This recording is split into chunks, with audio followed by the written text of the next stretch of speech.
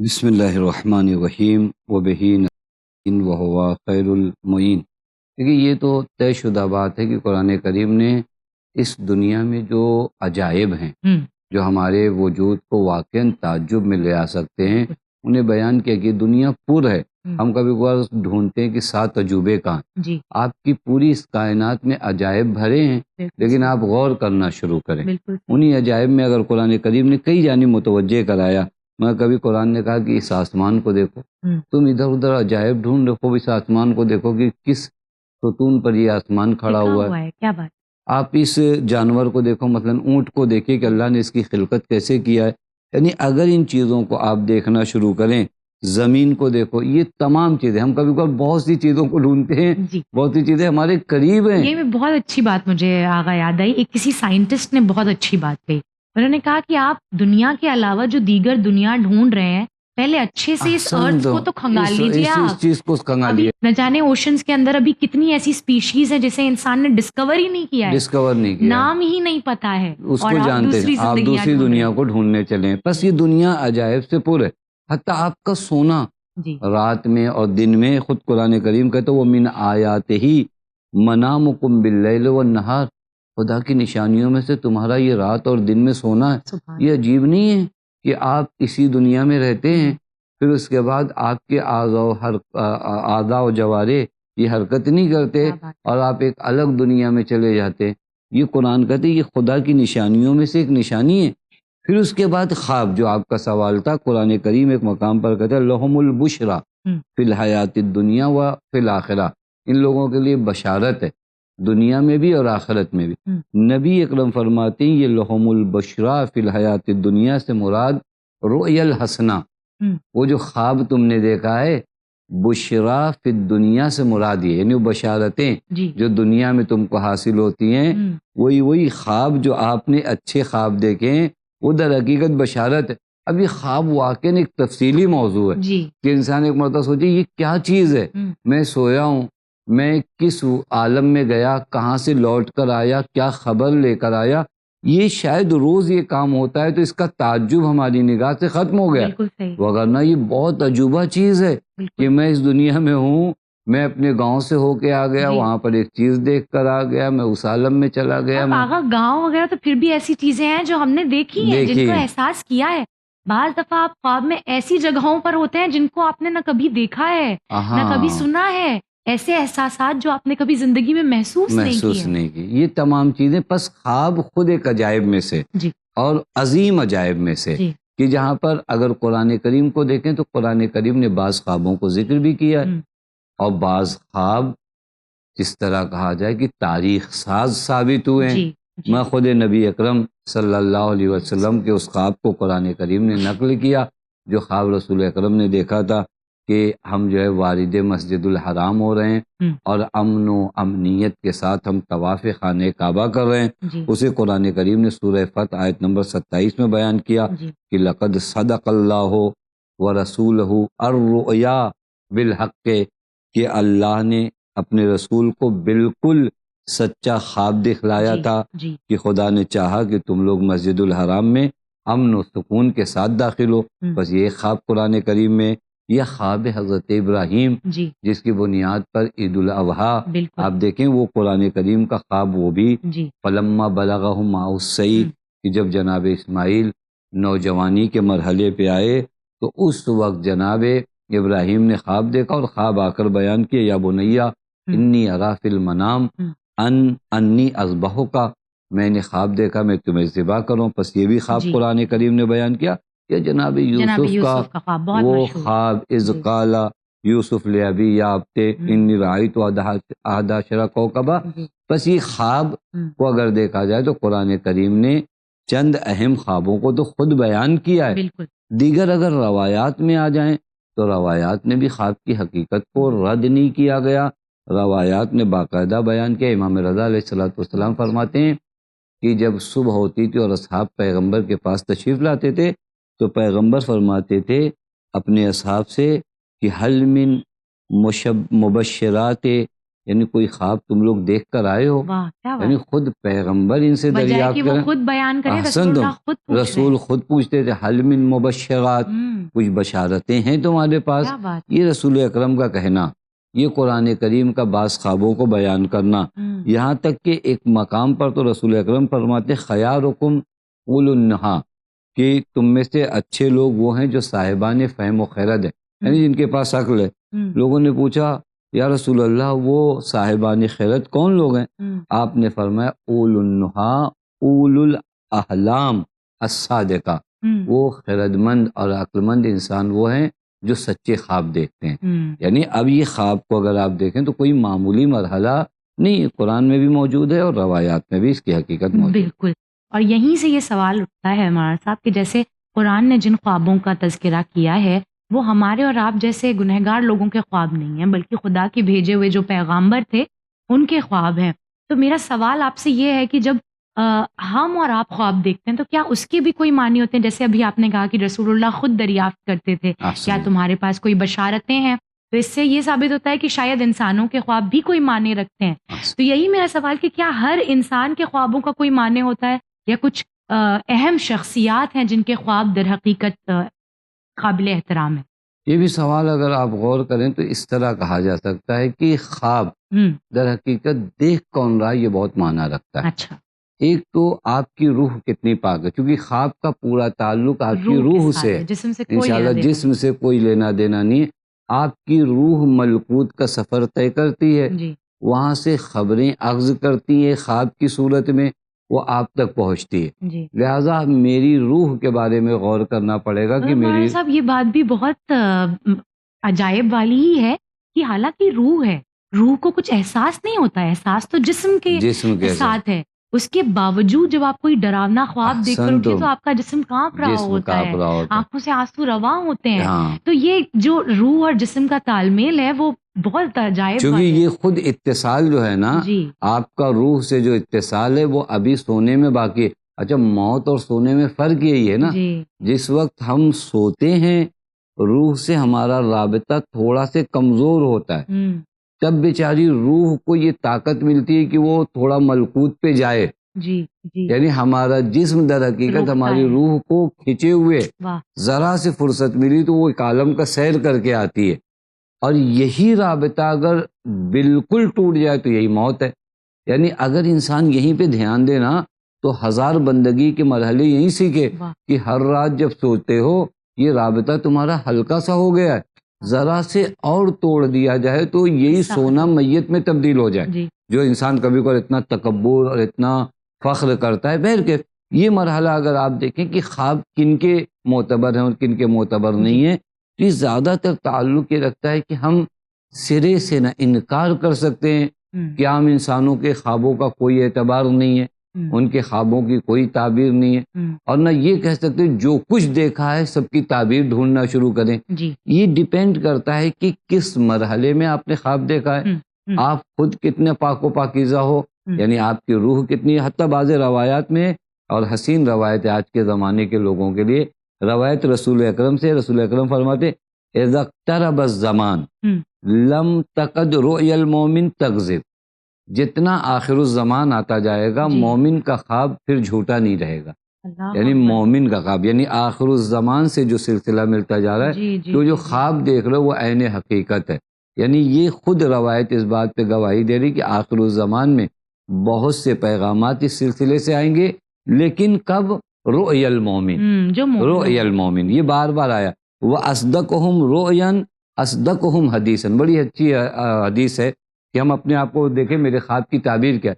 پیغمبر فرماتے ہیں زندگی میں جتنا سچ بولتے ہو اتنا سچا خواب دیکھتے ہو. کیا بہترین حدیث یعنی ہے. اگر آپ آئیے اور چیک کریے کہ میرا خواب سچا ہے یا نہیں، آپ عام زندگی میں دیکھیے کہ آپ کتنے سچے ہو. کیا بہترین حدیث ہے آقا. اسی وجہ سے اگر آپ دیکھیں بعض بزرگوں نے جب خواب دیکھنے کے بعد ڈھونڈنے لگتے ہیں کوئی تعبیر بتائے یہ سچا ہے جھوٹا، آپ بس اپنے آپ کو دیکھ لیجیے. میں دن بھر جھوٹ بولتا ہوں، پھر اس کے بعد ایک خواب ڈھونڈ کر ہزاروں لوگوں سے تعبیر پوچھتا ہوں. کیا بات. میری زندگی کا سچ سے رابطہ نہیں ہے، واہ واہ، میں آسان کروں آپ کی خدمت میں، جی جو جاگتے ہوئے صداقت سے رابطہ نہیں رکھتا، وہ نیند میں پھر کیا رکھے گا؟ نیند میں اس کا رابطہ صداقت سے کیسے ہو کیا بات سکتا ہے؟ بہت تو یہاں پر جتنی زندگی میری سچ سے جڑی، اسی وجہ سے بعض ہمارے بزرگ علماء نے جو خواب دیکھے وہ تعبیر ہوئی، جی، کیونکہ ان کی بعض زبان میں صداقت مومنین تھی۔ نے خواب دیکھے ان کی خواب کی تعبیر رہی۔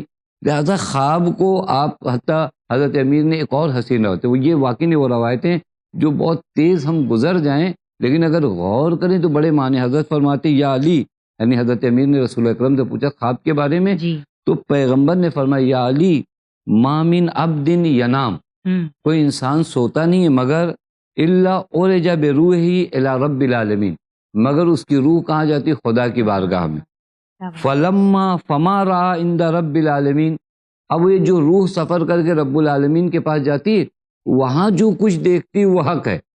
اب جب لوٹتی ہے، اذا امر اللہ العزیز الجبار، جب خدا اسے کہتے ہیں لوٹ جاؤ، تو بے رد روح ہے، جب وہ لوٹتے وقت کچھ دیکھتی ہے اپنے جسم پہ، وہ سچ نہیں ہوتا۔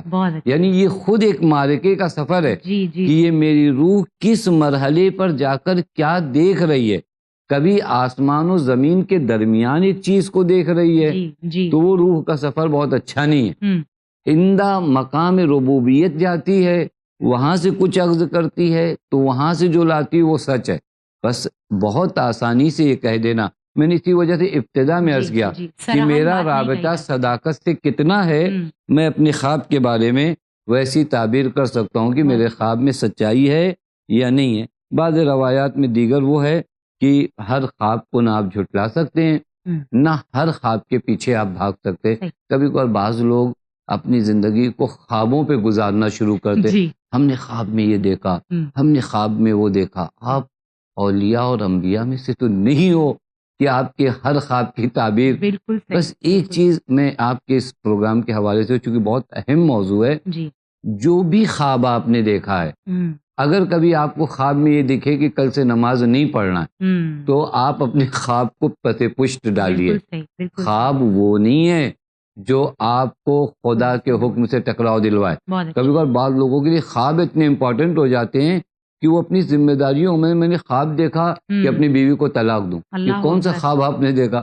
میں نے خواب دیکھا کہ آج سے ماں کی بات نہیں سنوں گا۔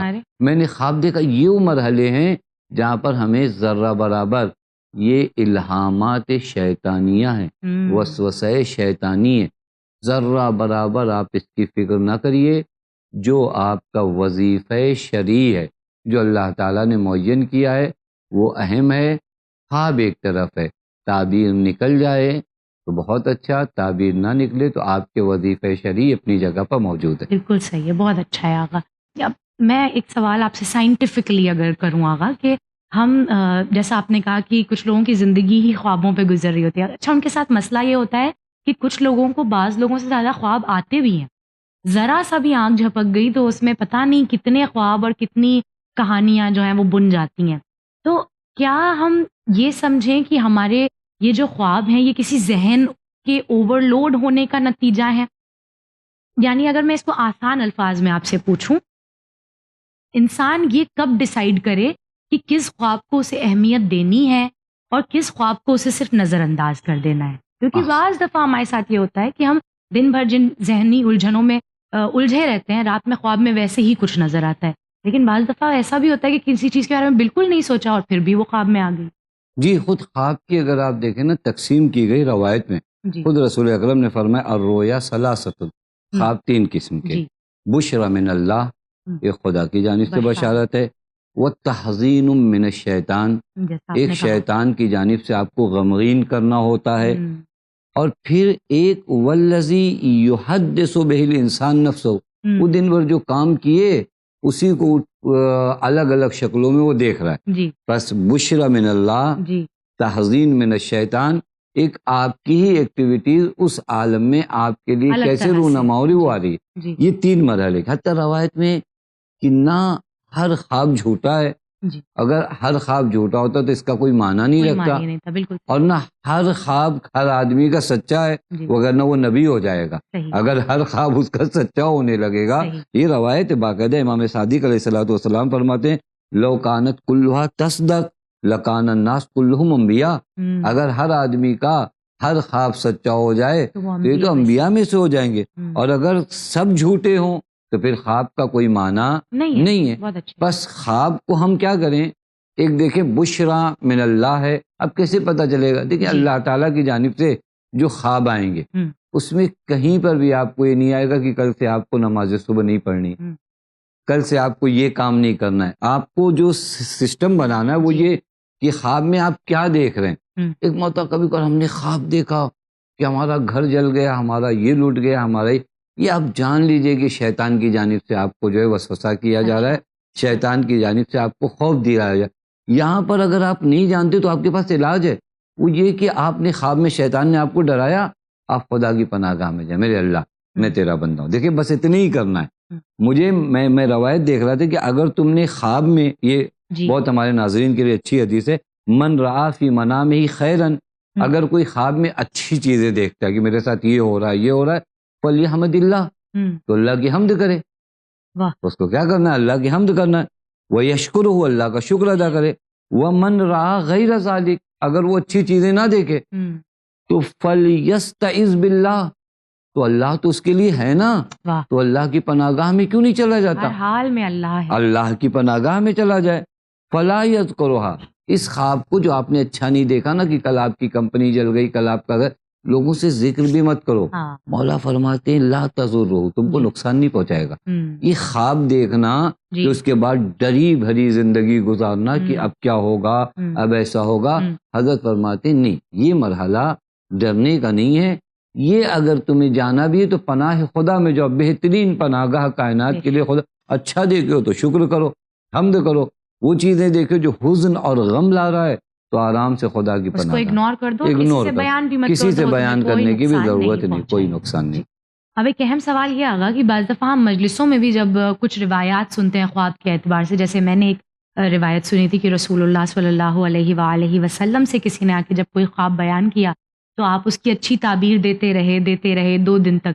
تیسرے دن اس نے جب کسی اور سے بیان کیا تو اس کی کسی نے بری تعبیر دے دی، اور پھر ہوا یہ کہ جو بری تعبیر دی گئی تھی وہ حقیقت ہو گئی۔ تو اس سے سمجھ میں یہ آیا کہ خواب کسی ایسے ویسے سے بیان نہیں کرنا چاہیے، اور یہی میرا آپ سے سوال ہے کہ خواب دیکھنے والے کے لیے اور خواب جس سے بیان کیا جا رہا ہے، ان دونوں کے لیے کیا طرز عمل بتایا گیا ہے؟ دونوں کے لیے کہ اگر آپ نے کوئی خواب دیکھا ہے تو آپ کے لیے کیا طرز عمل ہونا چاہیے، اور اگر آپ کسی کا خواب سن رہے ہیں تو آپ کے لیے کیا طرز عمل ہونا چاہیے؟ احسن، تم یہ سوال بھی بہت اچھا کیا آپ نے، چونکہ عموماً یہ ہوتا ہے کہ میں نے خواب بتایا ایک مولانا سے، جی، ہم مولانا نے کچھ تعبیر بتائی، کہ مولانا نے بھی بعض نشانیوں کی وجہ سے بتایا، وہ بھی ایگزٹ نہیں بتا سکتے۔ تعبیر خواب کا علم ہر کس و ناقص کو نہیں آتا، یہ مومنین پہلے اس چیز کو یاد کریں۔ جناب یوسف کے افتخارات میں سے اللہ نے کہا کہ ہم نے یوسف کو تعبیر خواب کا علم دیا۔ ایسے ہی اگر کوئی معمولی علم ہوتا مجھ جیسوں کو آتا تو اللہ جناب یوسف کے افتخار کے لیے نہیں بیان کرتا کہ ہم نے اپنے نبی کو تعبیر خواب کا علم دیا۔ بس پہلا مرحلہ یہ بعض جگہوں پہ اندازوں سے لگایا جاتا ہے کہ وہ بھی روایت میں کہ اگر کسی کو مرا ہوا تم نے دیکھا تو اس کی حیات بڑھتی، میں اتنا ہی بتا سکتا ہوں، لیکن یہ مورد آپ کا یہاں فٹ ہے یا نہیں یہ میرے بس کی بات نہیں ہے۔ مگر یہ کہ بعض حجابات اللہ تعالیٰ بعض ہستیوں سے ختم کرتا ہے ان کی بندگی کی بنیاد پر، کیونکہ جو انسان بندگی کرتا جاتا ہے اللہ تعالیٰ عجائب عالم کے حجاب ان کے لیے ہٹاتا جاتا ہے، جیسے انبیاء کے لیے ہٹایا، جیسے اولیاء کے لیے ہٹایا، ویسے بعض مومنین کے لیے جو اپنے آپ کو خالص کرتے چلے جاتے ہیں تو بعض حقیقتوں کو سمجھتے ہیں۔ لہذا ایک چیز تو خواب ہر کسی سے بیان نہ کریں۔ روایت میں ہے کہ خواب، اچھا بہت اچھی روایت ہے، روایت میں کہ خواب 2 لوگوں سے بیان کرو، ایک یہ کہ وہ تمہارا خیر خواہ ہو اور ساتھ میں عالم ہو۔ کبھی کبھار ہو سکتا ہے کہ تمہارے خواب کی تعبیر تم نے اپنے ایک ایسے آدمی سے بتایا جو تم سے حسد ہے، وہ تم کو تمہاری زندگی کو وہیں سے بدل دے گا۔ تو شخص ناصح کا لفظ آیا ہے، ناصح کا معنی ہوتا ہے خیر خواہ کے، حتی بعض روایات میں واد، تم سے محبت کرنے والا ہو، یعنی تمہاری نسبت اس کے دل میں محبت ہو۔ ہر کسی سے خواب بیان کرنے کی ضرورت نہیں ہے، لہٰذا اقربا سے بیان کریے. اقربا میں بھی وہ جو آپ سے محبت اور مودت کرتے ہیں, احسن یقین وہ بیان کرے, تاکہ آپ کو تعبیر وہ بربنائے حسد نہ بیان کرے. از راہ خیر خواہی, یہاں سے شاید میں آپ کی خدمت میں عرض کروں, واقعاً ہمارے یہاں روایتیں یہ کیوں میں خیر خواہ سے بیان کروں. ہو سکتا ہے وہ میری خواب کی تعبیر نہ جانتا ہو, لیکن اس خواب کو ایسا موڑ دے کہ میری زندگی آسان ہو. صحیح. میں اپنے کسی دشمن سے بتاؤں کہ میں نے کل دیکھا ہے میری کمپنی جل جائے گی, تو کہے گا ہاں تمہاری کمپنی کیا بلکہ بغل والی جو زمین ہے وہ بھی خراب ہو جائے گی. لیکن اگر میں نے کسی اپنے خیر خواہ کو بتایا تو مجھے مطمئن رکھ سکتا ہے, کچھ اچھا پہلو ڈھونڈ کر وہ کم سے کم مجھے زندگی میں رہنے کا سلیقہ سکھا دے. اس وجہ سے روایت میں بار بار تعبیر کیا جا رہا ہے کہ عالم سے بتاؤ, ناصح سے بتاؤ, وعد سے بتاؤ. بس میری ذمہ داری ہے کہ میں خواب ان سے بیان کروں جو ان حقیقتوں سے آتے ہیں. جو لوگ خواب بتا رہے ہیں, پہلی بات تو واقعاً اگر ان کے لیے حجابات ہٹے ہوئے ہیں تو مخلصین میں سے ہیں. لیکن اگر نہیں آپ کو آتا تو یا تو آپ کوشش کریے کہیں کہ ہمیں نہیں پتا, اللہ خیر کرے گا, صدقہ نکال لو, بات ختم ہو گئی. اس سے زیادہ تعبیر خواب بیان کرنے کی آپ کو ضرورت نہیں. جب اس وادی میں مجھے علم نہیں ہے, یہ خاص لطف پروردگار عالم بعض حضرات کو ہے, تو میں نہیں ہے, تو پھر میں مثلا آپ مجھ سے دوا لینے ہیں تو میں کہوں نہیں ابھی بیچاری اتنی دور سے آئی ہیں تو کچھ دینا, یہ تو نہیں ہوگا نا. اگر میں اس کام کا ایکسپرٹ نہیں ہوں تو میں صاف سیدھے آپ کو منع کروں کہ کسی اور ایکسپرٹ کے پاس جائیے. اور آپ کو ایسی ضرورت نہیں کہ آپ کی زندگی ڈیپینڈڈ ہے کہ اس خواب کی تعبیر نہیں ملی تو آپ کرو گے کیا. یہ مومنین سے عرض کر رہا ہوں, کیونکہ اگر یہ اتنا ہی ضروری ہوتا, خدا کی جانب سے تمہیں توجہ دلانا ہوتی, تو خدا جب خواب دکھا سکتا ہے تو تمہارے لیے راستے بھی اسباب فراہم کرے گا, اس خواب کی تعبیر بھی پہنچائے گا. جو خدا خواب دکھاتا ہے نا, وہ خدا تعبیر خواب تک بھی تمہیں پہنچا دیتا ہے. کیسے جناب یوسف تک ان قید خانے میں رہنے والوں نے خواب دیکھا, خوب جناب یوسف کا وجود وہاں قید خانے میں کیسے آ گیا. وہ بادشاہ نے خواب دیکھا, وہاں پر بیٹھا ہوا ایک شخص بتا رہا ہے کہ قید خانے میں ایک شخص ہے جو تعبیر خواب بتا رہا ہے. بس اسباب تعبیر خواب بھی خدا مہیا کرے گا, لہذا زیادہ گھبرانے کی ضرورت نہیں ہے. جب تک تعبیر خواب آپ کو نہیں نظر آتی, آپ اپنی بندگی پہ عمل کرتے رہو. آپ کا یہی رویہ اور یہی آپ کی ذمہ داری ہے اور یہی طرز عمل ہے. آغا ایک چیز بہت ہمارے معاشرے میں جو کامن ہے, اس میں بعض دفعہ کچھ لوگ یوں ہی کسی کو فون کر کے کہتے ہیں کہ ہم نے خواب دیکھا کہ آپ کے گھر پہ مجلس ہو رہی ہے. تو اب جن کو بتایا گیا ہے ان کے اوپر ایک پریشر بن جاتا ہے کہ انہوں نے خواب دیکھا ہے اور مجلس کا ہے, تو ہمیں تو اب مجلس کرنی ہی پڑے گی. اب ان کے حالات ہوں نہ ہوں, معاملات ایسے ہوں کہ نہ کر سکیں مجلس, پھر بھی وہ کہیں سے انتظام کریں گی کہ انہوں نے خواب دیکھا ہے. اللہ اکبر. دینی چیزوں کے اعتبار سے لوگ خواب اکبر. فقہی مسائل کے معاملے میں بھی ایسے کسی کے خواب پر ہمیں یقین کرنا چاہیے, یا اگر ہم نے بھی ایسا کوئی خواب دیکھا ہے تو اس کے اعتبار سے چلنا چاہیے؟ تم دیکھیں کسی بھی خواب کو فقہی مسئلے سے نہیں جوڑا جا سکتا. اچھا. میں نے خواب جو دیکھا اس کا کوئی ربط نہیں ہے فقہی مسئلے سے. روایت میں بھی کہ ایک شخص نے امام صادق علیہ السلام کے سامنے کا مولا, انہوں نے خواب دیکھا کہ اذان اس طرح دی جاتی. حضرت نے فرمایا دین خدا اتنا معمولی ہو گیا ہے کہ تم خوابوں سے دین خدا کو اخذ کرو. میں دین کو آؤ, نماز, روزے, حج, زکوٰۃ کو کہاں سے لو کہ انہوں نے خواب میں دیکھا کہ رسول نے ایسے کیا, رسول نے یہ کیا. خواب تمہاری زندگی میں یہ نہیں ہونا چاہیے کہ آپ کسی صحابی کے بارے میں کہو فلاں صحابی نے اذان ایسے دیا ہے